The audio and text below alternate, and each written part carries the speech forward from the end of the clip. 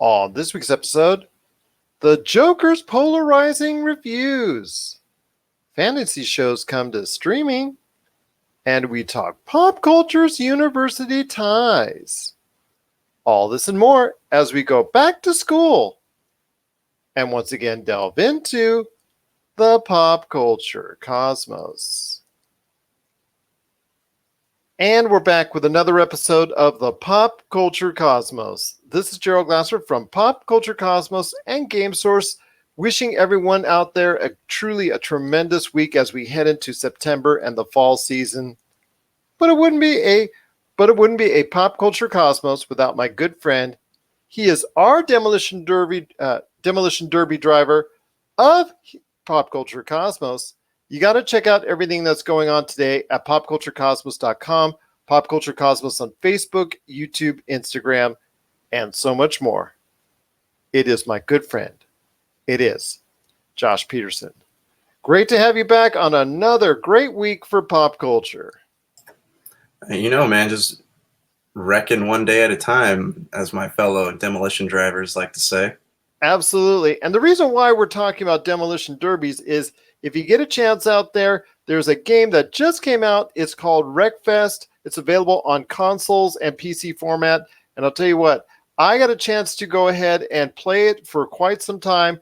I'm going to go ahead and share my thoughts on the game in a review of Wreckfest coming up later in the program. Plus, also as well, we're going to be talking about a couple of fantasy shows coming to the world of streaming in Carnival Row, coming to Amazon, that just came out on Amazon Prime, and Dark Crystal, The Age of Resistance, that just landed on Netflix. We're going to talk about those shows. Is there, and could this lead to maybe a resurgence of fantasy shows coming to streaming platforms and maybe even movies as well? Plus, the Joker has already screened to several critics out there, and there's already some reviews out there and there's already some reviews out in the wilderness when it comes to this, when it comes to the Joker is concerned. And we're going to talk about some of the polarizing reviews, some great, some not so great when it concerns the Joker that's coming out early next month. Plus, we're going to continue our countdown of the top 200 video games of all time.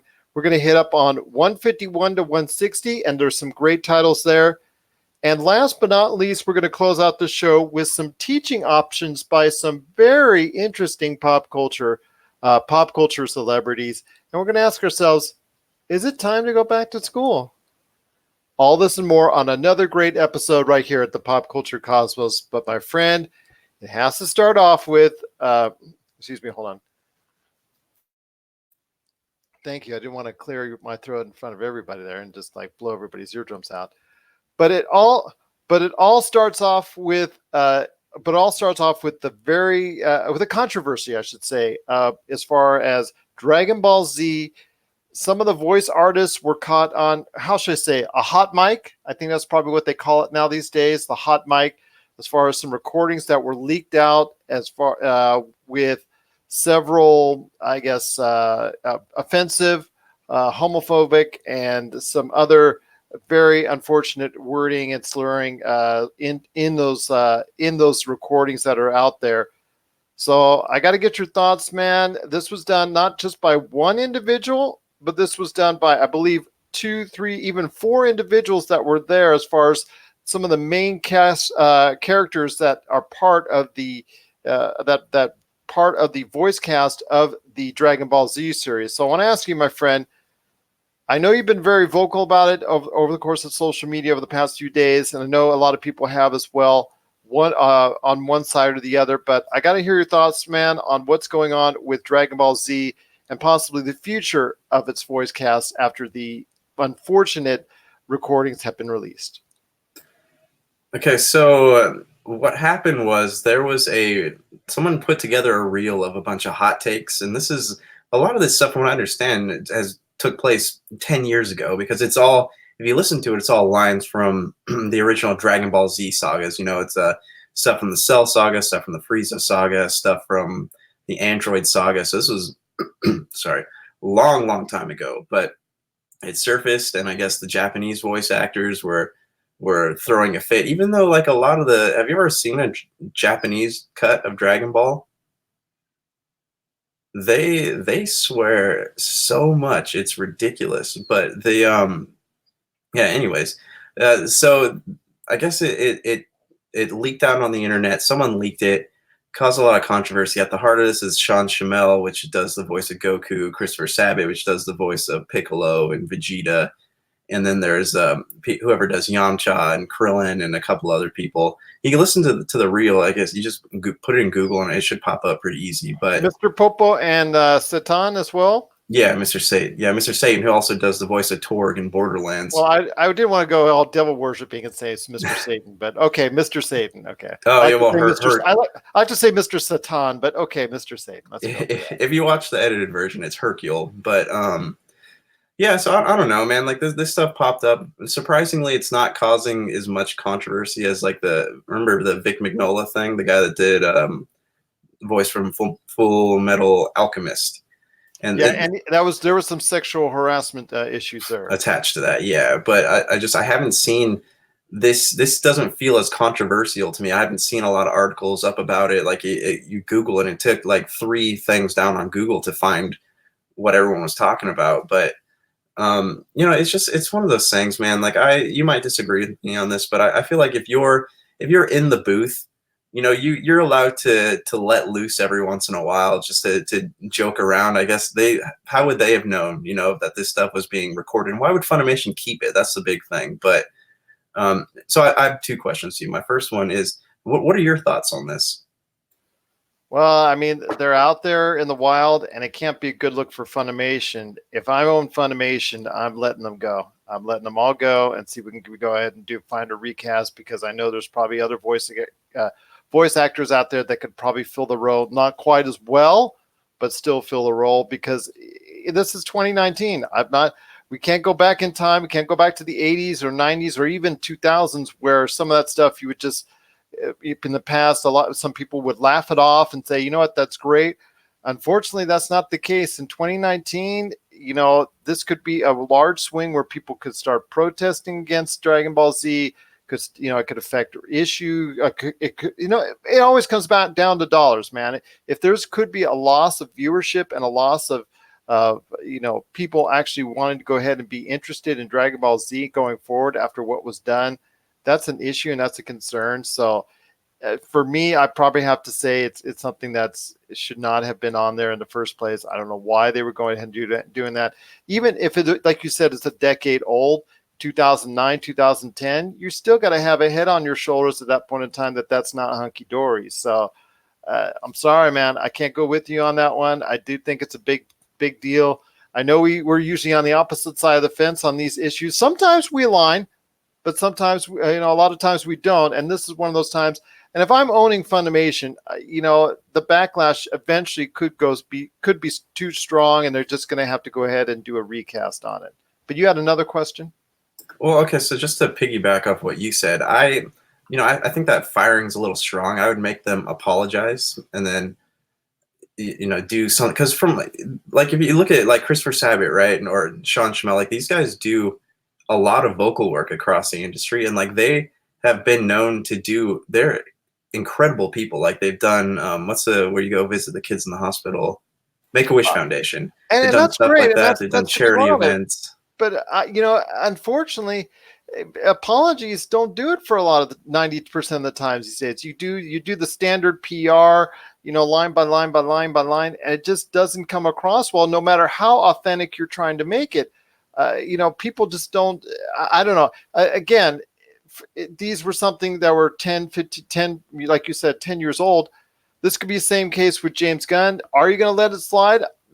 There is a possibility you could go ahead and after a public apology and some type of, you know, reparations or some type of punishment, you know, maybe go ahead and bring them back and whatnot. But man, that's, you know, to the extent that these recordings is sometimes it's, you know, it just, I don't know, man. Because like I said, if we were able to go ahead and James Gunn has his job back, I guess we can go ahead and give a second chance to others. But they've got to go ahead and try to go ahead and make things right.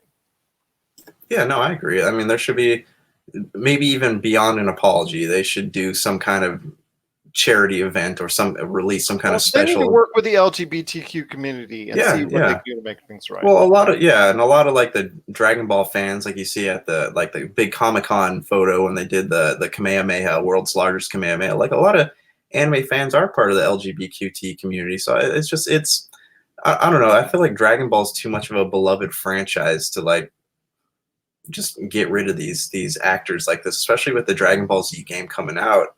I'm definitely on the mind that there needs to be an apology put out, but this actually leads to my next question.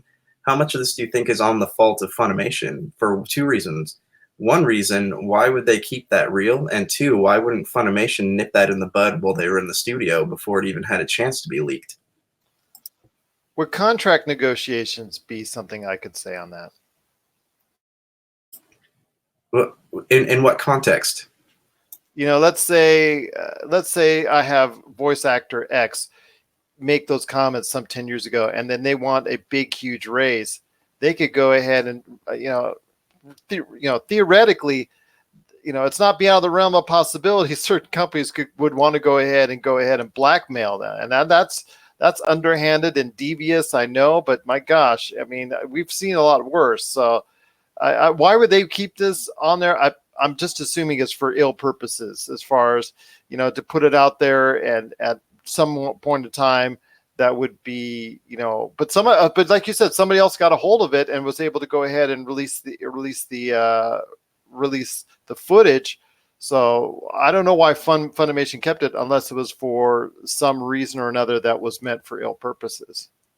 Right, because you're in the studio, right? You're a audio technician, or like you have a piece of Funimation management hanging out in there, right? So you have then Sean Shamel, Christopher Sabat starts saying this stuff, and then wouldn't you think that they would say, hey, we can't talk like that, and like it would be their responsibility to get rid of that immediately? Because it's the same thing like you hire a new employee. Say when you worked at the video game store, if he's taking games out of the cases and putting them on the shelf and throwing the cases away, you're going to obviously have a talk with him about it, right? Absolutely. I mean, it comes to the point where, and I'll be honest with everybody out here, when it comes to anything that we've said that might have been interpreted, even in the slightest, something we might have misspoke or missaid or whatnot, it's just, we want to make sure that we're trying to go ahead and put out a quality product on our own. And when we even think or say something that might even be close to even approaching something that might, one person might find offensive, we just go ahead and, you tell me or I tell you, hey, let's go ahead and not even put that on the air. Yeah, exactly. So I feel like Funimation's more to blame than the voice actors. And I think the voice actors should own up to it and apologize, take responsibility. And again, it's not even anywhere near as bad as what Vic Minola did, but I feel like Funimation kind of set them up for disaster, because when you're a dude, right, and you're hanging out with your buddies, you're having a good time, because these guys are all really good friends. They hang out outside of their voice acting work too, and if they're hanging out with buddies, of course there's a chance that you're going to say something you shouldn't. So I think Funimation kind of set them up, though again, not to make excuses for it, but Funimation sort of set them up for failure by both keeping the reel and then not telling them like, hey guys, we can't say things like this. That was your dog putting in his 2 cents right there. I know, I'm sorry. Oh, no worries. Well, I'll just say this. I mean, it's just very disappointing that it even was taken, that they said those words, and they have to own up to that responsibility. Let's put out right there. I mean, they have to. I mean, they said those words. They got to go ahead and make amends for it. I don't know if there is going to be full 100% amends, but they need to go ahead and reach out to the LGBTQ community and apologize and do whatever it takes to go ahead and try and make amends there. But Funimation, why they held on to those tapes, why they didn't publicize it 10 years ago and just say, you know what, this was said. We apologize for this being said. Let's move on. Let's just try to make amends right now, and then let's move on. So this wouldn't be an issue 10 years down the road.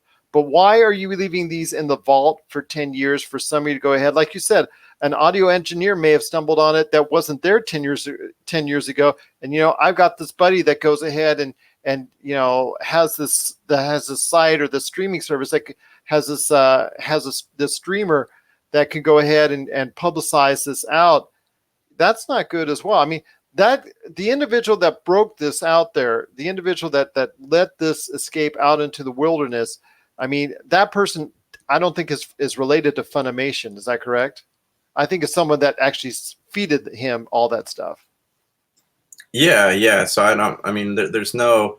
I'm curious if they're going to do an investigation, but if he was attached to Funimation in some way, he's not attached to it anymore. But obviously, he knew about it somehow. Yeah, Nick Rakita. Nick Rakita is the name of the individual that leaked this out during his live stream.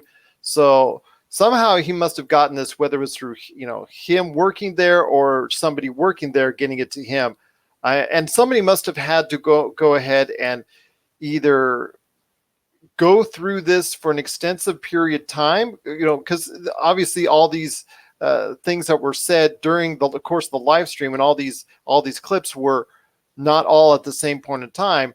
So they had to go through extensive research, or were they already gathered already? I mean, all this is kind of strange, and it really makes for some, something that needs to be investigated further. Oh, I agree. I mean, because more than anything, I'm curious about it. Like, did someone who used to work there hang on to these clips? I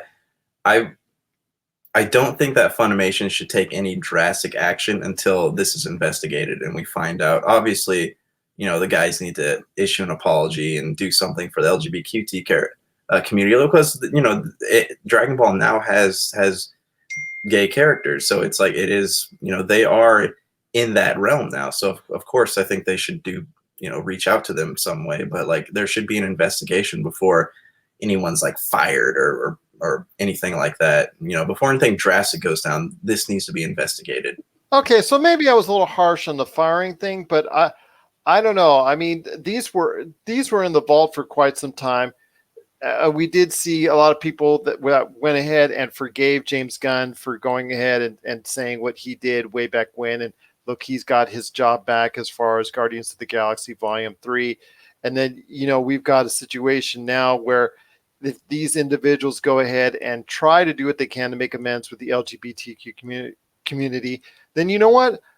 There could be a lot of headway in trying to salvage, the best out of a bad situation, maybe keep their jobs going forward. But you're right. Dragon Ball Z has gay characters within the context of the series.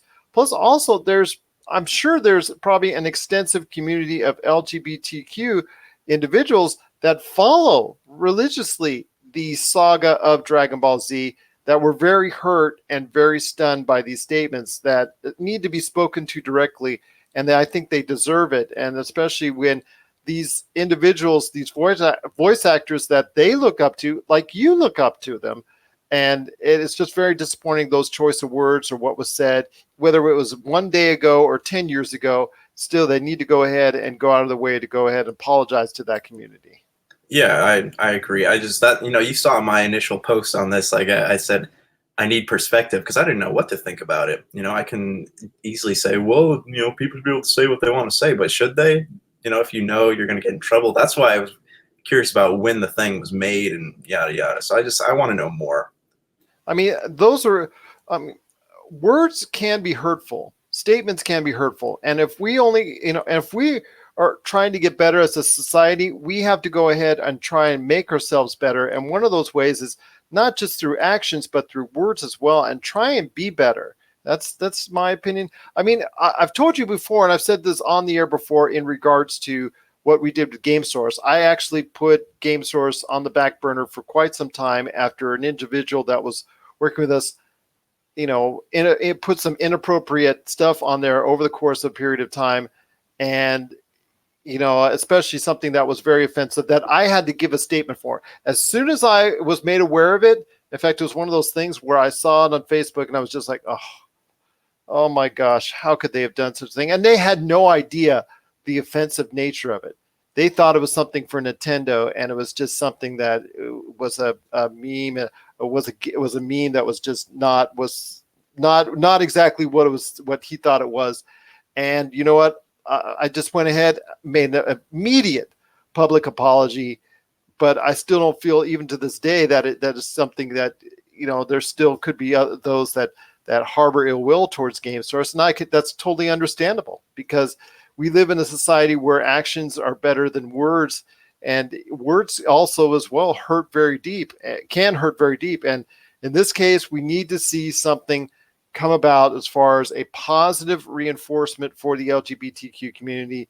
I really think we need to go ahead and get an apology from those voice actors ASAP, and also from Funimation for even not addressing this so long ago when those original statements were made. Yeah, this something. There's more to this than meets the eye, so I'm curious what it is, and if we'll see more. Unfortunately, like I said before, this has not been making headlines all over the world as the Vic Minola thing is, or really the James Gunn thing at all. So I'm wondering how many people even know about this and how far under the radar it's been going. I think probably because the individuals involved, they're voice actors for I don't want to say, well, let's just say it, a niche series that's not catering to a mass, huge, large audience. It's not a Marvel, or it's not a DC, or it's not something that, that people are streaming to as far as in the millions and millions and millions. These still have if Dragon Ball Z still has a nice, steady audience that goes to their products time and time again, but it's within that realm and within that community that they do need to directly apologize. What are your thoughts out there on the Dragon Ball Z controversy? Are you worried that what are your thoughts out there on the latest Dragon Ball Z controversy? Do you think apology is in order from the voice actors and Funimation? Are you also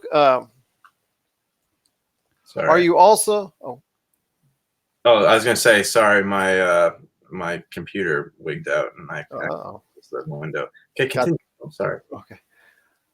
What are your thoughts out there on the latest Dragon Ball Z controversy? Are you hoping for an apology from the voice actors and also Funimation? Are you also will this affect your future going forward and how you perceive the Dragon Ball Z franchise? Let us know. Share us your thoughts. popculturecosmos@yahoo.com. My friend, we want to talk about, before we go ahead and hit the halfway mark of the show, I want to go ahead and talk about two streaming shows that are coming to Amazon, and also as well shows that are coming to Amazon and Netflix. Shows that just arrived to Amazon and Netflix. Carnival Row with Orlando Bloom, that just dropped onto the Amazon Prime format. I think a lot of people are talking about it because of the different kind of nature as this detective goes through this mystical world, and just it looks so different. It is kind of it's still an adult type feature, adult only type feature, but it is a series that is garnering a lot of attention. Plus, also as well, the return of Dark Crystal, and in this case, it's called Dark Crystal Path. In this case, it's called. Where is it? I just had it. It's Dark Crystal. The Dark Crystal Age of Resistance brings that vaunted series from so many years ago back to life. That's coming to that just hit Netflix. I want to hear your thoughts, man.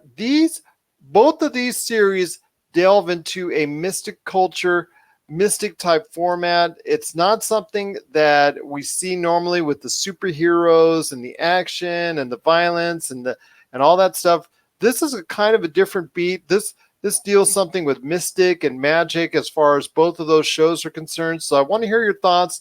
The Dark Crystal Age of Resistance, which brings back many of those great characters from the 80s series from Jim Henson, and then also Carnival Row. I tell you what, a lot of attention is given to both those shows. I want to hear your thoughts on whether or not these shows will help bring the magic and mysticism back to life and into a streaming or even possibly a movie format. Oh, well, we've discussed this before, right? Is fantasy disappearing from the TV and movie landscape? And I think the answer is obviously no. It shows like Dark Crystal and Carnival Row, and Amazon's got Lord of the Rings coming out, and they also have Dark Tower, and Game of Thrones just ended. So I'm loving this renaissance, and especially with something like Dark Crystal, that is a show that was on or a movie made 40 years ago, something 30 years ago, something along those lines. My only concern with it is it going to suffer from Blade Runner syndrome, where the new thing, like I saw the trailer, looks fantastic. I don't know if I'm going to watch it because I don't know if I can sit there and watch the original Dark Crystal movie without feeling like it's too old and dated for me to sit down and sit through it. And I know that might be blasphemy to some people who grew up in the age or in the era it came out, but I don't know. Where do you stand on this, man? Do you think it's going to suffer like Blade Runner did? Well, it's all dependent on whether or not people have a fondness for it. I know when it comes to Rob McCallum films, he is such a lover of everything Jim Henson, and The Dark Crystal is no exception. I know he is already in tune with what's going on with that. I know he wants to go ahead and check that out. I know he wanted to go ahead and check that out. Plus, also when you have Carnival Row, that with that show, that I'm telling you what, that is something that's different, that's off the beaten path, and something that you've asked for in original programming that could be something that could garner an audience. That may garner an audience down the line as far as trying to come back for another season, or lead to more original fantasy shows that really could and capture an audience. So I'm hoping that's the case, especially when it comes to Carnival Row. When it comes to The Dark Crystal, you're right. It could be some issue with nostalgia, but also as well, does it bring in a new audience? And I think that's what Netflix is looking for. Is it going to bring a newer, younger audience to the Dark Crystal, universe? Take a look more into that. Will it lead to more people wanting to go ahead and check out the original movie or original movie that it was based on? That's going to be something that we're going to have to wait and see on. But yes, to me, of the two, I think Carnival Row is the one series that is something that is most intriguing to me because it's something that's new, it's fresh, and it's something I wasn't expecting before. Yeah, okay, I'm going to touch on that in just a minute, but I think another thing with Dark Crystal is that it all depends on how accessible the original content is. Is the movie on Netflix, or how hard is it to find? And then I think maybe it could create, if it's something people who own Netflix can already watch for free, then maybe it'll be something that will get its intrigue. So as for Carnival Row, I'm actually incredibly excited about this because it has the feel of Penny Dreadful, but it also feels like it's got darkness, but it's got magic in it. So it has a different tone to it. And people can say what they want about Orlando Bloom, but I still think that I like watching his acting. So does my wife, from what she's told me over the years, but we won't go there. No, I mean, it has nothing to do with his looks. I think that out of all the personalities in Hollywood, that he is a very solid actor as far as actors go. But the show itself with Orlando Bloom and Cara Delevingne, it looks like it's something that a lot of people, I think, could get interested in.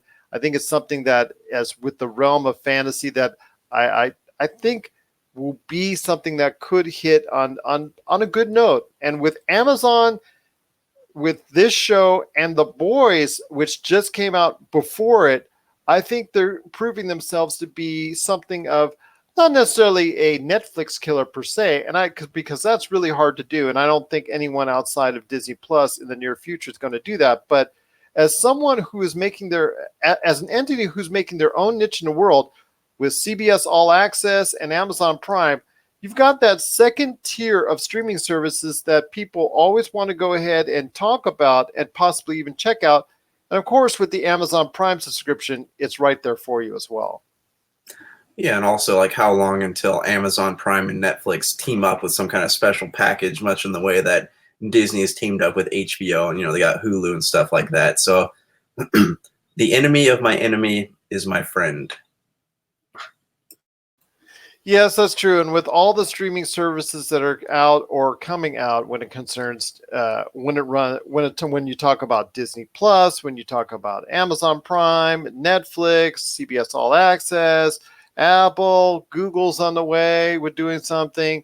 You've got so many others that are out there. Warner Brothers with doing the whole combination of HBO and DC and all that. They're having that Love Fest. Universal's doing something. I mean, there's so many that's going to be out there. It's mind-boggling by this time. What, 3-4 years down the line? I can't even believe myself the amount of choices that we will have as consumers. Whether or not they all stick is up to the individuals and the programming that they can provide for it. But I like the fact that fantasy is coming back. It's something that, as a fan of the Lord of the Rings, that I've spoken about so much over the course of the years, I think it's something that is very intriguing to me. And of course, we've talked about at length our anticipation for the Lord of the Rings series that's coming to Amazon Prime, that they dished out mucho bucks for, that they dished out a ton of cash for. So I'm looking forward to seeing what that will do. But yeah, I think this is starting to see, we're starting to see revival. We're starting to see a greater interest in fantasy. I mean, we could go sci-fi, we could go superhero all day long, but when it comes to fantasy, that's something that seems to ebb and flow.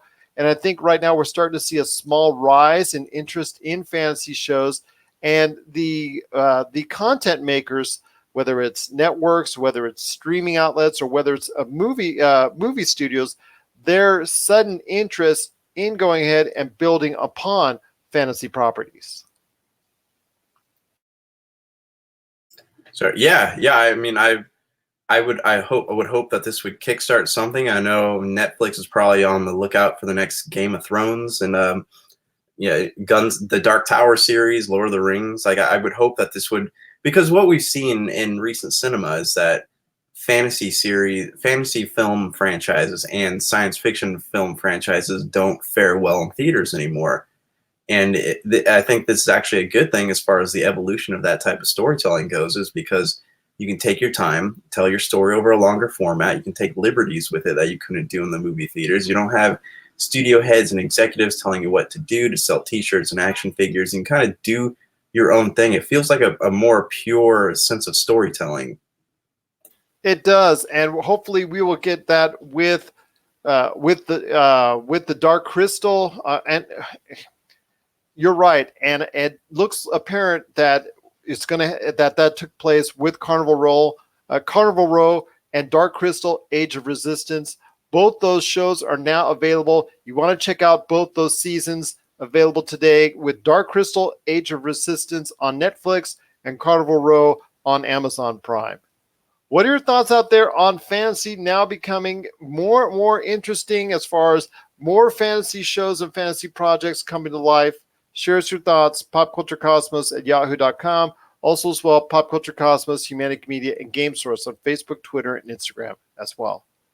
Well, when we come back, we're going to be talking about the Joker. Not in extensive detail, but the Joker did get reviewed already by a lot of critics, and the reviews for the early part have come in. We're going to talk about how polarizing they are right after the break. This is the Pop Culture Cosmos. All right, and we're back with the Pop Culture Cosmos. It's Gerald Glassford coming right back at you here, along with my good friend Josh Peterson. Josh, I know the Joker has always been a touchy subject with you. I know your initial reactions, and again, I've asked you about the Joker before in recent months, and you've been like really hard line. I am not going to watch this film. It looks bad. The trailer looks awful. But the movie itself has already been debuted on film festivals, and a lot of critics have already seen it.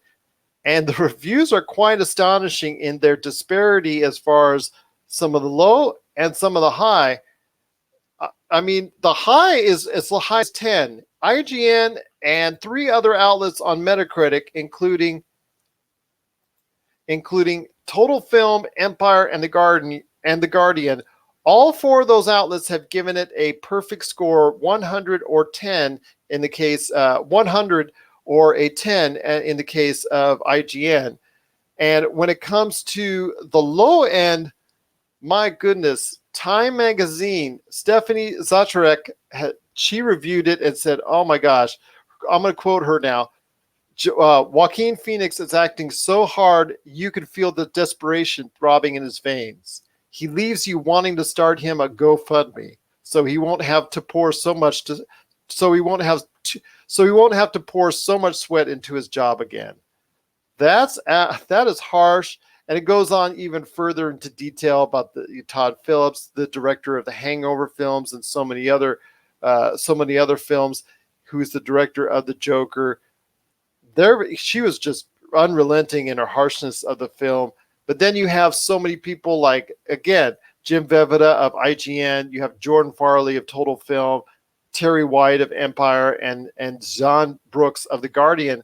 All saying how great it is. I mean, it's an empowering film, one of the best of the year. Joaquin Phoenix's performance is mesmerizing, yada, yada, yada.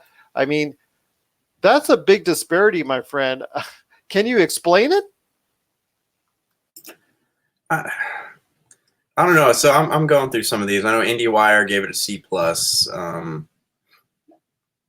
Yeah, so there's these reviews are all over the place. You know what you're telling me. Yeah, Time gave it a 20. 20 out of 100. IGN, which is not on Metacritic, their score's not on Metacritic as of yet, gave it a perfect 10, or a masterpiece, I should say, not a perfect 10, a masterpiece 10. And then, like I said, there are 3 other outlets that are listed on Metacritic that gave it 100 out of 100. So I don't know, man. Those reviews are all over the place, but it looks like it's affecting people dramatically one way or the other. I think it's because people didn't know what to expect from this movie. No one really knew what it was. No one knew what they were getting out of it. Obviously, we're getting a Joker origin story, but you know, comic book fans going in there expecting it to be like a superhero movie, and you have these art house people going in there expecting it to be a character piece. It sounds like it was all the above, but it wasn't. Like the people going in with certain expectations weren't exactly satisfied with it, whereas like IGN giving it a 10, and like I told you before the show started, they never give 10s. The first thing they gave last year, 2018, they gave a 10 to God of War, and that was the first thing in like 7 years that they've given a 10 to. So it feels weird to me. I don't know, like if they're trying to make a statement, or maybe this is something they're being paid. I mean, that's conspiracy, I guess, but like I'm sorry.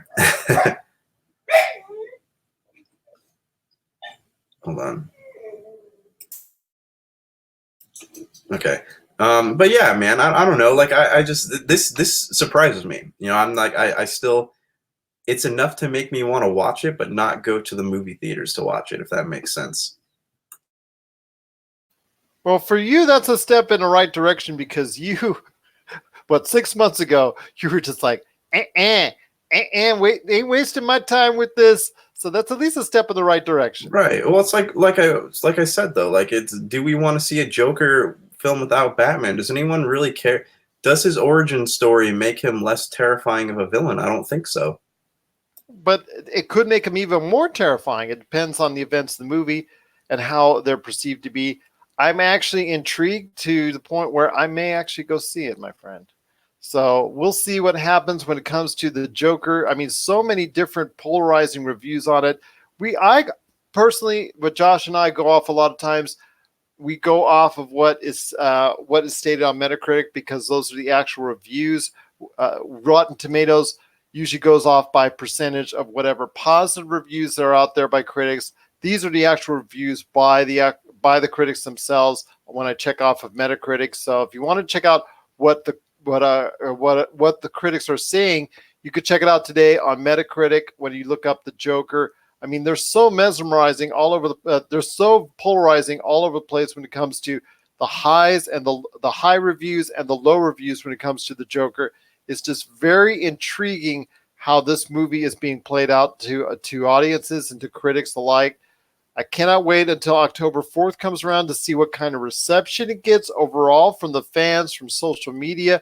Joaquin Phoenix, which is now being talked about by many of these critics that are lauding it, that it could be an Oscar-worthy performance. So with that, and that itself is it's kind of strange because you and I both have said that we thought the Joker had been played out because so many actors have played the role. There's really nothing new that you could bring to it. So in order for it to get all these high scores and for Joaquin Phoenix to bring something new to the role like that, to bring such a high critical reception to the role, except for Time, of course, which really just trashed it. But with these other outlets that are praising him, it sounds to me like, at least in their opinion, he's been able to bring something new to the role that Heath Ledger had brought in his own way, Jack Nicholson had brought in his own way, even Cesar Romero, who hammed it up in the 60s series, did it in his own way. Jared Leto, I don't think has actually been given the chance or opportunity to really extend himself as a Joker. So, but it looks like Joaquin Phoenix at least is given the platform, one way or the other, to prove or not to prove that he could be a worthwhile version of the Joker. Yeah, yeah. I mean, Joaquin Phoenix he's a great actor, and he only does films that are able to capture his unique acting and his talent. So it's. I would hope that it's. I don't even want to say hope. I would hope that if this is the Joker, the quintessential Joker, I would hope that he would be showing up in some other form in the DC universe later on.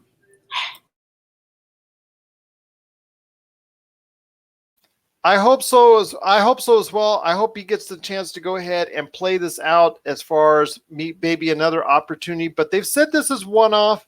They said I don't even know how it even came to be. I don't even know how it came to be. It went because the idea at the time when they really started the production or really wanted to get that going was WB was still in the realm of Justice League, and they wanted to have this whole tied-in DC universe. And to have this even get greenlit in the first place seems a little bit out of context, especially the fact that they still want, in kind of a roundabout way, a universe that's tied into each other. But we'll see what happens with Joaquin Phoenix after the events of Joker.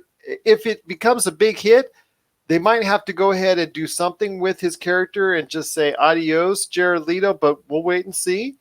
But again, it is the Joker. It's getting some very polarizing reviews. It's raising some eyebrows one way or the other when it comes to the Joker and what could be ahead when it comes out October 4th. What are your thoughts out there on the polarizing reviews of the Joker? Let us know, popculturecosmos@yahoo.com. Josh, I had a chance to recently go ahead and take a look at the game that just came out on several different platforms, including Xbox One, PS4, and PC, and that is Wreckfest. And I'll tell you what, my friend, my thoughts on it after going ahead and spending some time with it is I know you're a big fan of racing games, especially the Forza series. You've spoken on and on how much you love the Forza series, the in-depth as far as going into it as far as from a simulation mode and things of that nature. Well, I'm not going to tell you Wreckfest matches up with that. I'm not going to tell you Wreckfest has this detailed and long and vast campaign of what you need to do, what you need to go through. It does have various events that you need to go through as far as from a campaign. You do go ahead and earn awards, you earn parts, you build up experience points to go ahead and redeem for going at upgrades for your vehicle. Everything that you know about a racing game that has been done over the course of the past 5-10 years, you're not going to see pretty much anything out of the norm from that sense, whether it's the tuning garage, which I think could have used a little bit more help, but is still somewhat detailed. The multiplayer, which has some tracks, but could have really used some more tracks. But then again, they want you to probably pay for the DLC that comes out later on. All of this is saying that maybe, hey, it's not that great of a racing game, but you know what? I'm saving the best for last, because this, when you actually get out onto the actual course, whether it's a demolition derby, whether it's a banger race, which is a race for laps around a racetrack, whether it's one of the stunt driving, whether you're out there in a bus, whether you're out there in a lawnmower, whether you're out there in a couch, whether you're out there in a car. The damage modeling is just, that is the ticket to why this game is so much fun. It is really, truly a great game when you play it from that context, and the actual racing itself or the competition itself is truly a lot of fun. And I tell you what, if anybody gets a chance and they just love a great time in short bursts, it's really a fun game to play. Okay, 2 questions for you. One, what is the damage system? You know, you said it was good, but I'm looking at, you know, pictures right now, and obviously it's a racetrack, right? So yes, you're doing your this. choice. Depending on the event, it could be a racetrack that you're on, going for a number of laps against other competitors, dueling to, you know, either get ahead, or you're also getting experience points and bonus points for wrecking vehicles as well. Or it could be you're involved in a demolition derby, that type of event, because that happens quite a bit. Because of course it's something that relates to you know, wrecking vehicles and whatnot. So why not have a demolition derby? So you go through that a lot of time as well, and that also is a lot of fun, especially from that vantage point. I know there's some camera issues as well when you're trying to drive backwards, that it really doesn't follow you as well. I think that's a little bit disappointing, but overall it's just a lot of fun because the damage modeling is just so much better. You know, it's probably as good as I've ever seen in a video game, with all the breakaway parts. And in fact, at times when you're in a demolition derby, the parts are just lying all over the place by the dozens and dozens, and it's just a lot of fun where you go ahead and hit cars, where you go ahead and wreck cars, the bonuses that you get from it, and then even trying to go ahead and survive races when you're trying to drive from the pack is truly a lot of fun as well. Okay, my second question is there a path to progression? Is there, I mean, obviously there's no narrative, but is there, like, do they set you up on a path to start the game and finish the game, or are you just playing random races you pick throughout the menus? Well, again, it's not an assigned. They do give you options based on your skill level that you have, because it is experience points based. I mean, they have some entries that you can go to, whether it's just a straight, whether it's just a demolition derby or a banger race that you're eligible for. But as you progress, you get into bigger and better vehicles. You know, like I said, it's not something that's unknown, or it's not something that you haven't seen before from that sense. And the progression, the campaign progression as a single player, is not something that they've gone ahead and said, you know what, this is something that's original. This is something that's rudimentary. This is something that you've seen before. It has the different class types that you go ahead and evolve into. You go ahead and you earn experience points. You can upgrade your vehicle that makes your car even better, or it makes your vehicle even better no matter what it is. It could be a bus, it could be a motorhome, could be a couch, like I said, could be, yeah, that's right, a driving couch, also lawnmower, could be, and of course, most of the time it's going to be an automobile type vehicle. So again, that's the type of things that's out there. I mean, you're just choosing from a selection of classes that you can go into. And again, this is something that it's not original in that sense, but yes, it's something that gets you by. But again, the multiplayer to me is really the fun part, when you can go ahead, whether you make a custom game or you go ahead and join one of the many multiplayer options. Yeah, I mean, I'm intrigued. Do we have a price point and release date? Anything about that? Well, the game itself, Wreckfest, came out last week. It just came out the 27th of August. It's something that a lot of people are already interested already, and I tell you what, it's something that it's something that is a lot of fun to play. I'm going to have a review of it available this week on our popculturecosmos.wordpress site, also as well popculturecosmos.com. The price of it is $39.99. $39.99, available anywhere on PC and Xbox One. I believe it's a little bit less on PC, because I believe it's a little bit less on PC.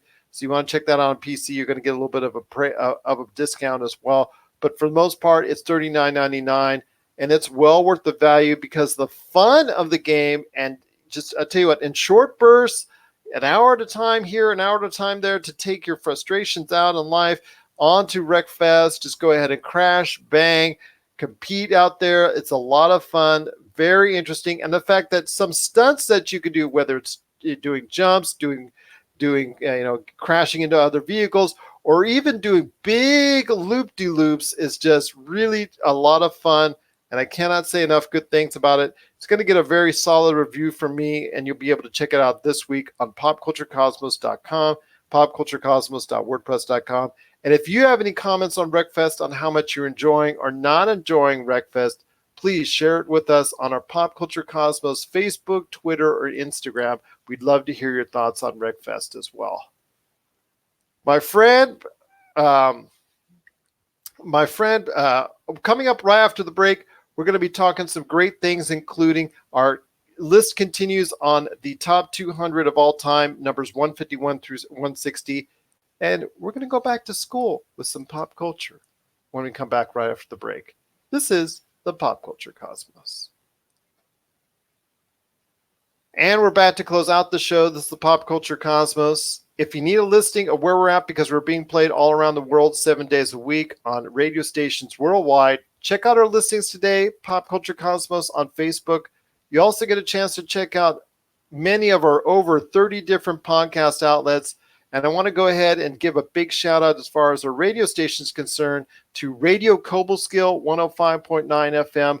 Cannot thank them enough for being on their station when they play both our show, the Pop Culture Cosmos, and also our other show, the PCC Multiverse as well. And of course, on as far as the podcast format, you know what? We're on Spotify, so you got to check us out on Spotify at the Pop Culture Cosmos. My friend, you've got a great thing going on with your book, which is selling like hotcakes. It's Congratulations, You Suck. If people haven't heard where to get it, I need to know, man, where can you get Congratulations, You Suck? You can pick it up at barnesandnoble.com, amazon.com, booklocker.com. I know there's a few other used book sales stores across the internet that carry it. If you go to your local bookstore and request it, that could help me out quite a bit. I just got some review copies in, so I'll be shipping those out to Gerald and a couple other people here soon. So hopefully there'll be some new reviews to read, but you can check out the ones I got on Amazon.com. If you have read the book, please leave a review on Amazon.com. I would greatly appreciate it. And that's, again, Congratulations, You Suck. It's available on barnesandnoble.com, Amazon.com, the Nook, the Kindle. And if you want to go ahead and walk into your local Barnes & Noble, you could just go right up to them and ask them, hey, can you send over to this store so I can buy it from the store the latest book by Josh Peterson, Congratulations, You Suck? He would truly appreciate it. And also just, hey, I know Barnes & Noble, the local store, would appreciate it as well. My friend, before we head on out, a couple things we want to talk about, including our countdown continues of the top 200 video games of all time that were voted on by our followers. So I want to start off with 160 to 151 this time. So there's a great list that's coming up. 160, you're going to like this one, my friend. It's Sonic the Hedgehog. At 159, Snatcher on the from the Sega CD on that one. Snatcher on the Sega CD is not number 159. Number 158 is a personal favorite of mine, Smash TV. Love Smash TV. I'll buy that for just I was gonna say I'll buy that for $1, but that's also from Arnold Schwarzenegger film. I forget the exact phrase he gives, but anyways, 158 Smash TV, just a great twin stick shooter. I cannot say enough great things about that. I cannot say enough good things about that game. Rock and Roll Racing from on the SNES, that's number 157. Road Blasters, oh my gosh, a game from the past on at the arcades. Road Blasters from the arcades is at 156, and at 155 is Pokemon Red. We have some Pokemon on the list that are coming up in the near future, so you want to check that out as we continue to break that down. But yes, 155 is Pokemon Red. I want to hear your thoughts as we went from 160 to 155. What are your thoughts on some of the games that you heard and you're listing out there? I know Sonic the Hedgehog, probably the most important, is to you that I see on this list that I think is probably has the biggest effect on your gaming life. Yeah, so I got Sega Genesis when I was 5, and that was the first game I got with it, or two games I got, was Sonic and Knuckles and The Lion King. So naturally, after playing Sonic and Knuckles, I wanted to go back and play the other Sonic games. So thus, I got a copy of Sonic the Hedgehog, and I have it up on my shelf up here still too. So yeah, Sonic is definitely like it was my Mario. As I've never got Nintendo as a kid. I just would go over to people's houses, and then they had Nintendo. If they wanted to play Sega, they come over to my house. So it's kind of a cool little equilibrium right there. And you can't deny how influential Sonic is. Just the fact that he out survived his own console, like that, speaks leagues about what kind of popularity the character has. Going down the list here, the only other two I have experience with is I remember playing Road Blasters once with my uncle, and I didn't like it because I didn't like the running out of gas mechanics. That was always, that's the one thing I remember about it, is that you ran out of gas fast, so you had to like choose the most direct path to get to your goal, because any extra turns would result in unnecessary fuel loss. Going down here, Pokemon Red, of course. Who hasn't played Pokemon Red or Blue? Every kid starts out with either Pokemon Red or Blue, and it was one of those games where it was not what you were expecting, right? It was a fad like that totally took over an entire generation, led to Pokemon cards. This created the popularity of what Pokemon is now, and it's kind of what would you call it? Baby's first RPG, right? So it's such a simple RPG to play, and it's so much fun. It doesn't take you hours to sit there and play it. So, yeah, I would almost, as far as games of my generation go, I'd say Pokemon is pretty influential. And for me, like I said, Smash TV, that game is just a blast to play. I cannot believe I had so much fun back in the day at the arcades playing Smash TV, an offshoot of Robotron. Williams, when they started the twin stick shooter with Robotron 2084, and then they evolved into Smash TV with almost kind of like a Running Man theme going through it, as far as through the game show of death that you could go ahead, of life and death that you could go through while playing it. But that game was a blast. Smash TV. I couldn't have had more fun on that game if I tried. But yeah, that's one of the many games that's there. But continuing our list of the top 200 video games of all time, 154. Speaking of Pokemon, it's Pokemon Gold. 153 is it as either Another World or Out of This World, and that had a recent 20th anniversary revision, which made the graphics a lot better. That one came out. That one is at 153. Minecraft, a little bit high on the list than what I was thinking, but Minecraft is available. Is at 152. That game, you really can't say much more about it because it's so many millions of players still play it today. It's revolutionized the video game industry in so many ways. I mean, Microsoft has had it's just been such a great opportunity to go ahead and see so many people playing that game for so many years. And in fact, it's really spoken out to kids primarily. And you go to the public libraries. Whenever I go to the public libraries, the game I still see being played the most is Minecraft. So that's a game that is just really going to always be a part of our history and our culture. It's one of the all-time greats, and that's at number 152. And at number 151 is Super Mario 64, one of the better or even best Mario platforming games ever made. So I want to hear your thoughts, man, on 151 through 154, man. Some great titles right there as well. All right, so we'll start with Pokemon Gold. This was like the first official sequel to Pokemon, right? So you went to Johto after Kanto, if I remember, but you could still go back and beat Kanto afterwards. So this was it was a new game with an expansion of the old game attached to it, which was really cool. And it was the first Pokemon on that had some kind of color to it. Remember it was Game Boy Color that came out after the original one? Yeah. So I liked it, like the introduction of new Pokemon, like the return to fighting Team Rocket and badges and doing stuff like that. I don't really have much else to say on it because it didn't have like the stuff that made the first one's quirky, right? It didn't have the glitches, couldn't do the infinite rare candy thing. It was a game. It was fun. I enjoyed it. The introduction of the legendary Pokemon. You know, this was the last one I think I played all the way through because there was Yellow was kind of the special edition of Red and Blue, and then Crystal was a special edition of Gold and Silver. And I did play Crystal, but yeah, good games. Minecraft, it's gonna sound weird. I never really got into it. I know a lot of people who did, and I love what Minecraft has done as far as like creating this whole new generation of gamers.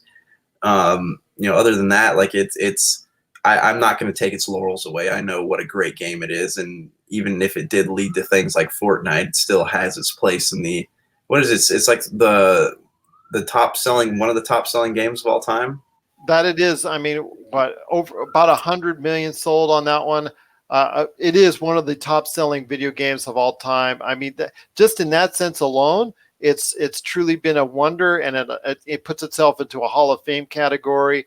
I mean, it is one of the most popular games of all time, which kind of leads me to this question. Are you surprised it's so high up on our list of top 200? Because, when the way that these votes were constructed was people that we know, or fans or followers of the show, or fans or followers of our social media, going ahead and listing out these games on a 1 through 10 basis. So it seems like Minecraft, it was mentioned, it was thought of, but in some context with a few, but overall it didn't seem to have a lasting impression with some of our gamers, some of our older gamers, which is why I say Minecraft in and of itself, I think, targets to a much younger audience. Yeah, but also look at where we pulled a lot of our games from, like Retro City Games and their followers and stuff like that. So we talked to the collector base. We didn't talk to like newer, younger gamers.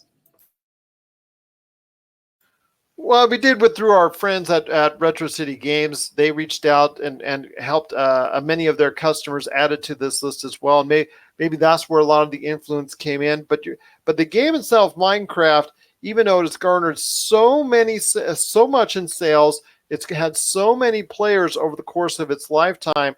A lot of it still remains today, as far as maybe a young a young type of audience.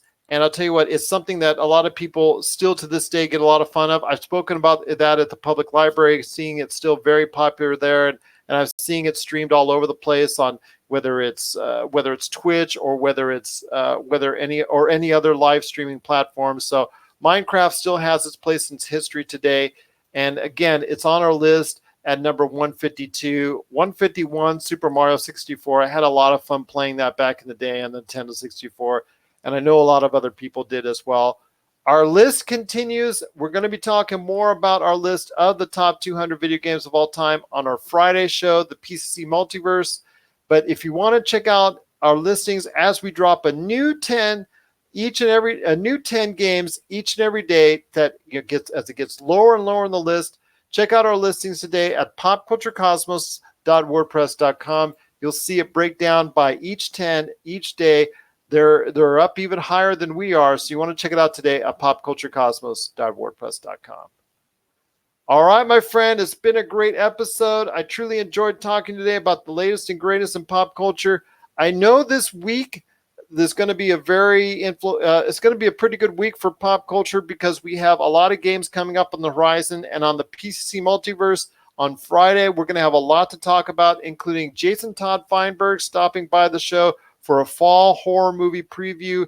We're going to be talking about It Chapter 2. We're going to be talking about Gears of War 5. We're going to be talking about NBA 2K20. So the fall season is starting to kick up as far as in September. Now that September is rolled around, have you any thoughts on some of the upcoming stuff that we're going to be talking about over the course of the next couple of weeks? I'm excited to get my hands on Gears. I'm going to play Oninaki next week, so I mean, we could chat about that as well. But yeah, gaming season's kicking off. Well, there's some good movies coming out, so we'll have plenty to talk about. I'm sure more trailers popping up here soon. I can't wait, my friend, because there's going to be a lot of good stuff to talk about. In fact, we've had some, I guess, I don't know, some kind of thoughts, different thoughts on Gears of War because we both love the series so much. And Gears of War 5 hasn't given us that warm and fuzzy feeling. I know it usually does this time around. So I'm interested to see where the reviews fall when it comes to Gears of War 5, NBA 2K20. Plus, you've got Borderlands 3, which I know you especially are excited for when it comes to a video game that is coming out very, very soon. Borderlands 3 is coming out next week, so I know a lot of people are looking forward to that as well. So a lot of great stuff is starting to happen now that September has finally started to come about, and we're here in September, and a lot of great things are coming this fall to pop culture with video games, movies, television, and so much more. So we're so excited to be a part of it right here at the Pop Culture Cosmos. My friend, before we head on out, though, we're heading back to school. I mean, we're graduates from National University, but I feel like we need to go ahead and go ahead and start enrolling ourselves in either Cornell or the University of Texas at Austin, because there are two individuals from pop culture which have now signed up as professors. When you got Reggie Fils-Aime, ex-Nintendo head, now going to be teaching at Cornell University, and Matthew McConaughey, all right. He's going to be going ahead and becoming he is a professor at University of Texas at Austin. Hook 'em horns, baby. So I ask you, my friend, does this make you want to go back to school when it concerns both those vaunted names in pop culture going ahead and teaching at those universities? No, it doesn't make me want to go back to school, but it makes me wonder if this is going to create a new interest in school, or are people going to go just for the celebrity aspect of it? And also, is college professor, being a college professor now, the route of retired celebrities?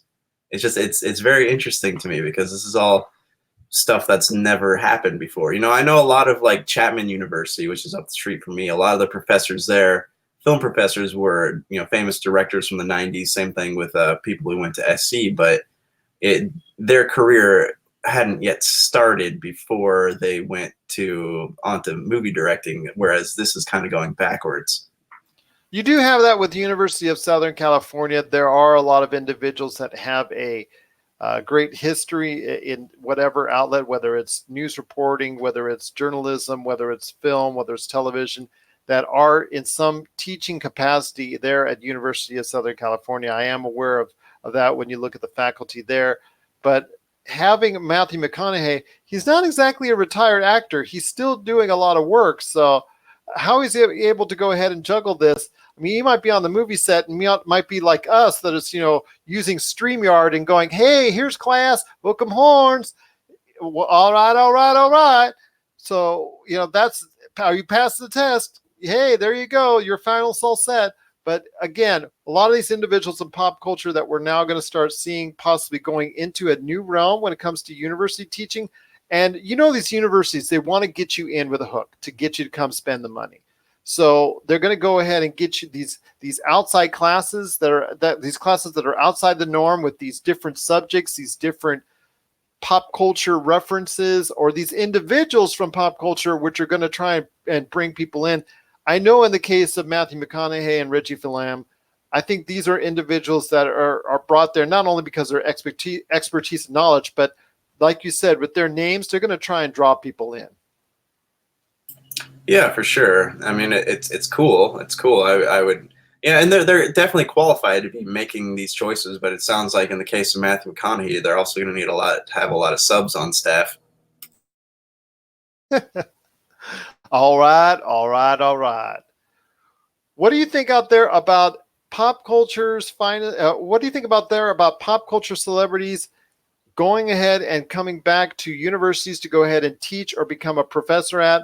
We want to hear your thoughts. Is it enticing you to go back to school and seeing what's out there as far as how pop culture projects, how pop culture subjects, and how pop culture celebrities may go ahead and influence your decision to go back to school? We want to hear your thoughts. popculturecosmos@yahoo.com. Also as well, Pop Culture Cosmos, Humanic Media, and Game Source on Facebook, Twitter, and Instagram as well. Well, it's been a great show, my friend. I know it's been talked about a lot, but we've got a lot coming up later on this week with the PCC multiverse as well. Any last thoughts on the way out? No, man. I'm excited to talk some gaming coming up here. So yeah, I think we're good for today. I think we are as well. But again, we just truly appreciate you being part of the show and being part of the pop culture cosmos.